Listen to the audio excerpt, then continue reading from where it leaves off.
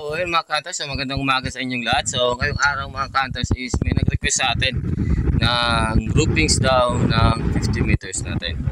So hindi ko kaso dala mga hunters yung pellet na ginamit ko dito mga hunters sa pag ito kasi dapat masasali kami sa laro dun sa bulan. So dapat meron fan shoot. So iniwan ko yung pellet doon kasi dapat mangyayari yun bukas, linggo. So ngayon mga ka-hunters, Sabado, nag-hunting tayo mga ka-hunters. So kagagaling ko lang dun sa pinag-huntingan natin. Actually 2 beses ako nag-hunt. Kahapon na hapon, tapos ngayong madaling araw. So hindi ko dala mga ka-hunters. Yung dala ko dito mga ka-hunters is yung 18.32 to 18.36 grain mga ka-hunters. Ito yung tira kasi binili sa akin yung 350 pieces. Binili. So, yung isang binilang ko mga ka-hunters, sobra yung isang tins. So, yan yung tira. So, siguro kaya pa natin pumutok ng at least 20 shots. So, papakita ko lang sa inyo mga ka-hunters. Ito yung dating groupings natin sa 50 meters na yung gamit natin dyan is 18.1 tapos 18.2. So, halos yung 18.1 at 18.2 parehas yung patama natin. Tapos sinubukan din natin itong ito dalawang tama nito mga ka-hunters. Ito isa lang. Pero ito mga ka-hunters, dalawang pumasok dyan. Tapos dito, ito. So malalaki yung groupings natin. So try natin to mga ka-hunters na 18.32 to 18.36 na sorted pellets. May nakita kasi ako dito, yan. Dito sa karton. So hindi na ako mga ka-hunters magzi-zero. Ilalagay ko lang yan doon sa 50 meters tapos puputokan na natin. So kung mababa yung patama natin kasi nag-hunt nga tayo mga ka-hunters, so pwedeng naka-zero ako sa 45 meters lang o 30 meters mga ka-hunters. Nakalimutan ko kasi. So hindi na ako mag-adjust ng zero or yung left or right mga ka-hunters. So hindi ko na i-zero yung ating scope. Maghahanap lang tayo, nagagawa tayo ng aim point. So lalagyan ko ng target lang, tapos gawa tayo ng aim point.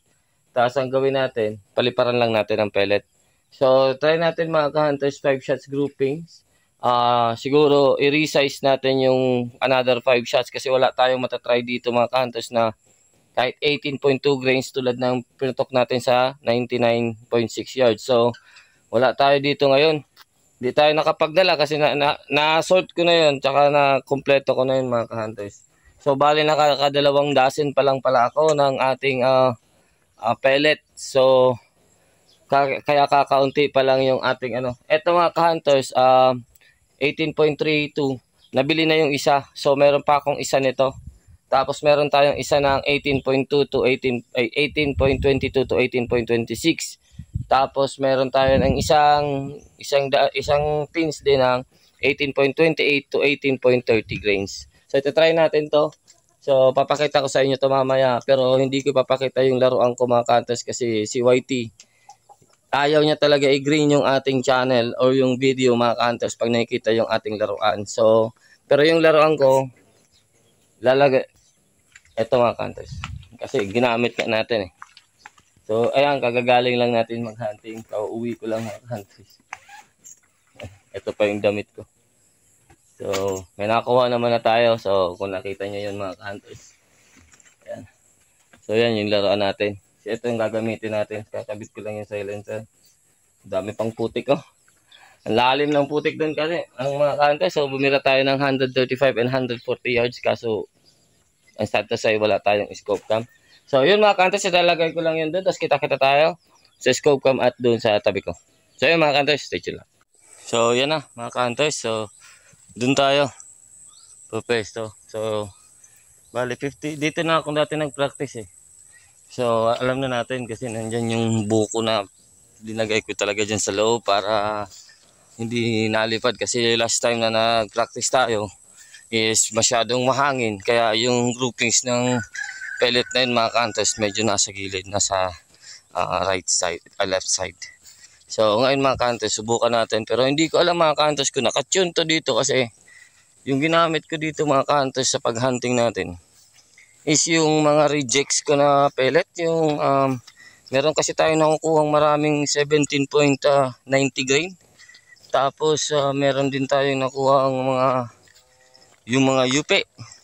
Inaayos ko lang. Kaya yun ang pinaganting natin. Pero okay naman mga ka-hunters kasi yun nga nare-resize natin. Pero yung 17.90 grain talagang mabilis mga ka-hunters. So minsan over tayo naman po to. So try natin to mga ka-hunters na groupings lang. Try natin kung saan tatama o kung tatama tayo o may groupings tayo dito. So hindi ako naka-tune mga ka-hunters. Meron pa akong load na somewhere like 17.5 MPa. So ilalagay ko dito kung ilang PSI yan. So yung takbo ng ating unit ngayon is nasa 790 to 800 FPS mga ka-hunters. Subukan natin.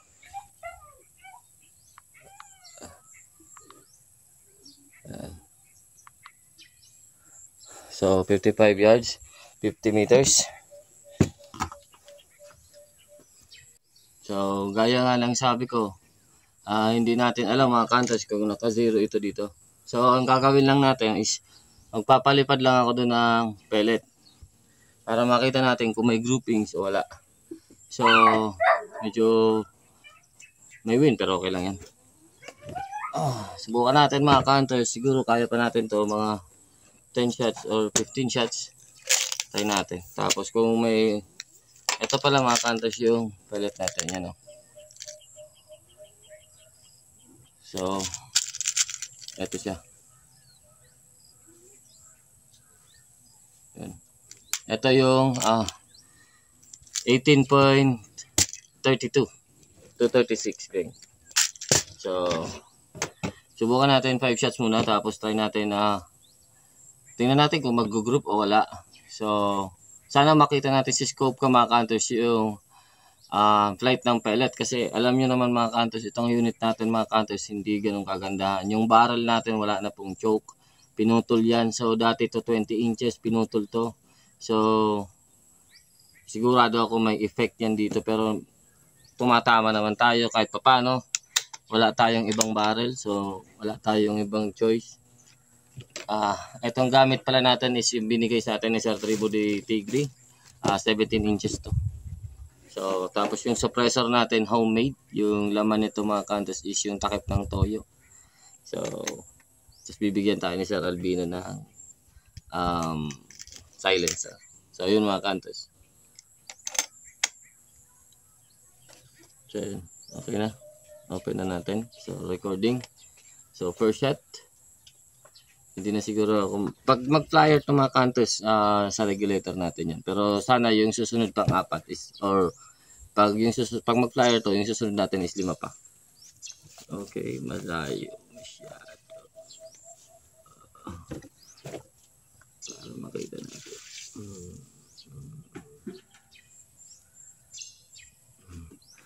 Pagod pa ako mga ka-hunters. Sana nakikita. Yun. Pagod pa tayo. Sakit ng likod ko. Okay.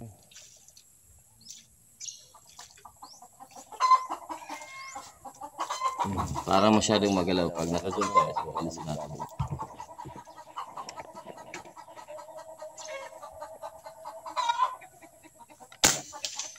Go.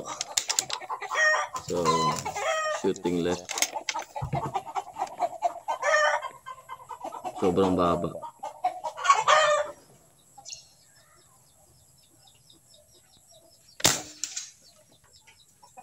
Ano yun? Shooting left ulit. So, sobrang left tayo. Grabe. Kasi pasok natin muna mga ka-hunters. Kasi nandito siya Ayun dalawa. So, pasok muna natin.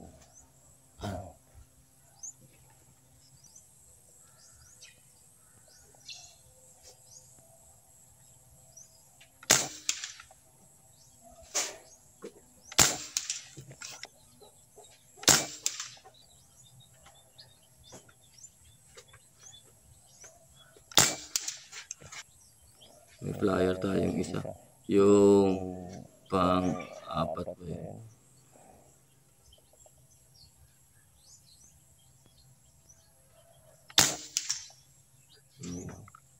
So medyo kalat siya talaga kasi hindi nga siya nakaset up dito. Try natin i-resize kung anong mangyayari. So magre-resize tayo ng 5. Try natin dito kung anong mangyayari.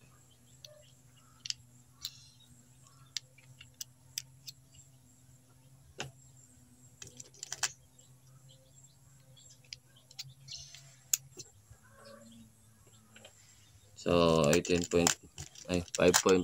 tumakanta.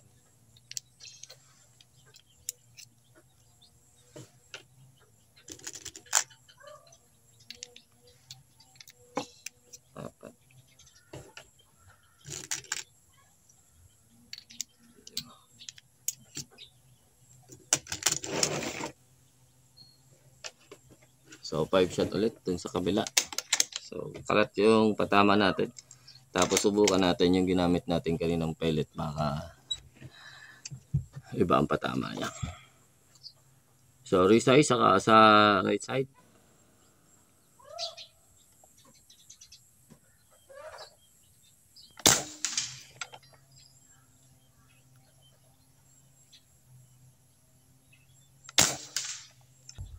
Meron tayong right to left.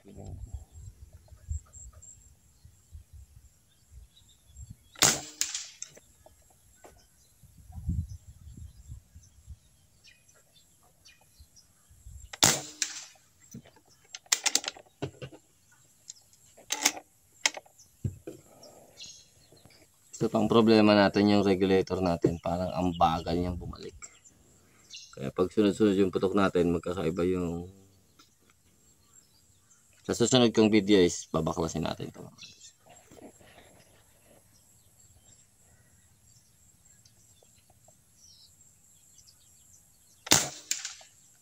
So yun, isa pa. Papatayin ng isa.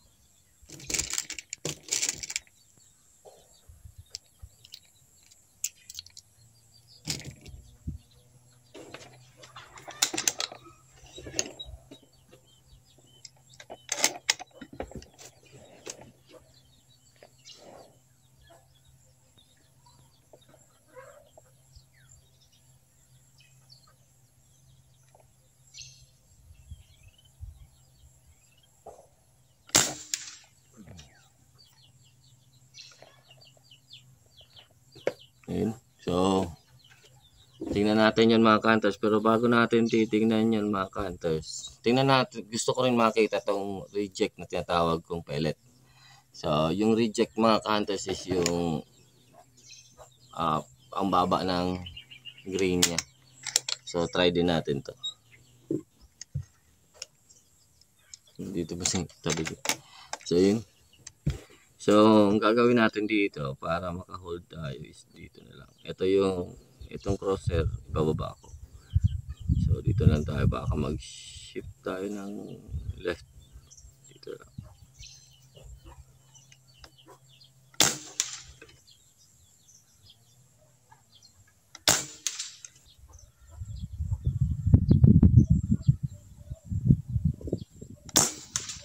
Yun lang. Nasalubong niya yung hangin.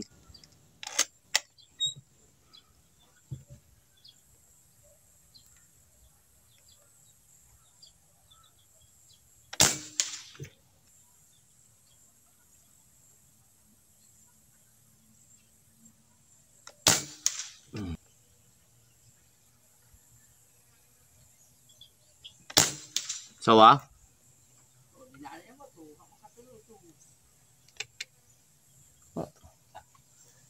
So yun mga kans, punta natin. Tapos may tinira na naman daw ng manok ng sawa. So hindi nahanap yung sawa.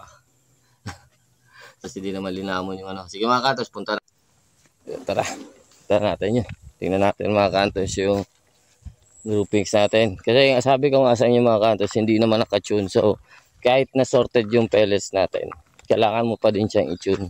Yung kagandahan kasi dyan sa sorted, pag na-tune mo na siya, halos isa na lang talaga yung bagsak niya. So tingnan nyo itong na-tune ko sa unit natin, kahit yung mga rejects pellet, pero na-tune ko siya, pinagsama-sama ko din yung drop ng point of impact niya. So para may idea kayo mga ka-hunters sa tuning tapos sa hindi. So ito mga ka-hunters. So yun. Okay, kita ba? So ito mga ka-hunters, yung hindi na resize, hindi naka-tune. So anto 18.32 to 18.36. So nag-try tayo ng 8 ng resize. So lumiit-liit siya. Ito mga ka-hunters, so sinalubong siguro to ng wind kasi nakita ko parang umiba yung direksyon niya katulad nitong nasa baba. So ito mga ka-hunters, so lumiit-liit na siya yung groupings niya pag na-resize na.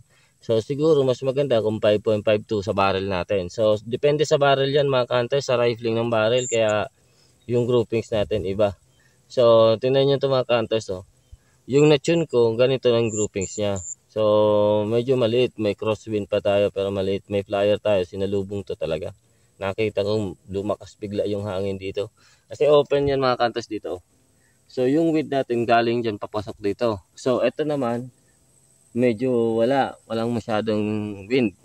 Kaya nangyayari mga ka-hunters, pagpasok ng hangin dito masyadong malakas. So yan. So ito yung groupings natin ng reject na tawag ko, reject pellets. Tapos ito naman yung sorted na resize sa 5.51. So sa barrel natin, pag 5.51 yung resize ko, sa maganda siya sa 18.2 tsaka sa 18.1. Pero pag 5.52 siguro baka maganda to. Kasi actually hindi ko pa natatry to na 3.2 to 3.6. Dati 0.3 lang yung variation natin. So yung simula natin dun is 18.30 to 38. So ngayon hinati-hati ko para at least mas tighter yung pwede nating malabas na groupings. So yan mga ka-hunters. So ito yung prinaktisan ko dati. Yan o. Natamaan naman natin to mga ka-hunters, 5. So sa 2, 3, 4, 5. Tapos ang karamihan mga ka-hunters ito. Yan o. Ito mga una kong putok yan, yung kalat. Kanina mga ka-hunters, pag sighters natin dito tumama, second dati na putok dito tumama. So nag-0 tayo dito na sumama sa baba. Yan. So hindi naka-tune mga ka-hunters. So sana naiintindihan nyo yung accuracy na tinatawag. So ayun mga ka-hunters, so nakita nyo na as requested, kaso hindi talaga sa atin maganda yung patama natin kasi nga hindi natin na-tune para doon. So ipinutok ko lang, galing ako sa hunting mga ka-hunters. So kung nakita nyo sa hunting yung ang tawag nito, yung point of impact ko doon sa target. So malalaman nyo na yung idea mga ka-hunters na naka-tune yung unit nyo sa pellet nyo. Iba ng sorted mga ka-hunters kasi halos kung naka-tune yan mga ka-hunters, hindi ka na makakatikim ng maraming flyers dyan. Kung meron isa o dalawa, baka sa wind yan or sa regulator, nangyari yan sa akin. So ayaw magbigay ng magandang hangin ng regulator natin. So or nayupi talaga yung skirt ng pellet. Pero iniisa-isa natin yan mga ka-hunters. At hindi pa ako nagtatapos dito, may aabangan pa kayong video kasi may pupuntahan tayong lugar. Tapos meron dun magandang unit, subukan natin dun yung pellet natin. So ito ulit yung dadaling natin para may comparison tayo sa accuracy. So hindi din natin yun iti-tune kasi naka-tune yun sa Meteor pellets yung gamit nun. Susubukan lang natin yun kung ano ibubuga, ano ang magiging resulta nun pag sinalpakan natin ng ganito mga ka-hunters. Siguro mga 20 rounds dun. Sobra, mga 100 rounds magdala tayo. At magdadala din tayo ng 18.2 28 to 30 grains. Yun. Sige mga ka-hunters, maraming salamat sa inyong panonood. Sana nagkaroon kayo ng idea kung hindi basta-basta yung accuracy na sinasabi nyo na groupings na kung mag-group. Dapat i-tune ko muna. I-tune ko muna yung aking unit para magbigay ako ng groupings. Pero kung nakita nyo yung flight ng pellet, so pag nasasalubong siya ng hangin, meron siyang counting spiral. Pero Ganun pa din sa mga, hindi ko kasi alam mga kantas yung speed, baka masyadong mababa kaya nadadala. Siguro mali yung estimation ko, baka nasa 760 lang yung speed nito. Kaya masyadong nadidrift ng pellet. So yun mga kantas. So kayo na pong maghusga. Kung interesado po kayo sa pellet, paki-message na lang po ako sa aking Facebook page. Thank you po. Maraming salamat. Hanggang dito lang mga kantas. Take care. God bless. Peace out.